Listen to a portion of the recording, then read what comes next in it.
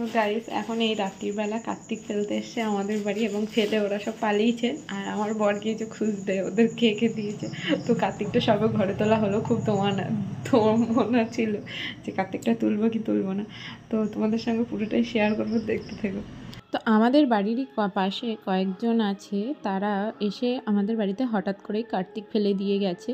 এবার আমরা তো খুবই সমস্যায় পড়ে গিয়েছি যে কার্তিকটা তুলবো কি তুলবো না।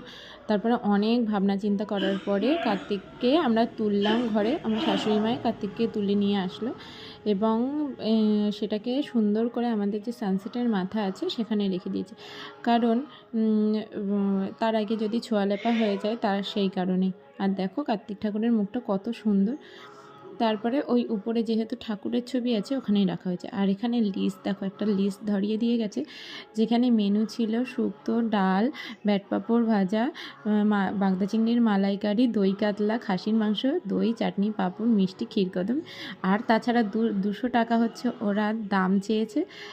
আর যারা যারা ফেলতে এসেছিলো তাদের নাম লিখে দিয়েছে এবং তাদেরকে খাওয়াতে হবে।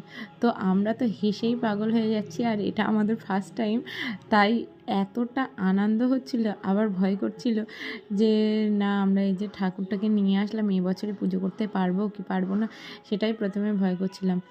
তো কেমন লাগলো জানিও।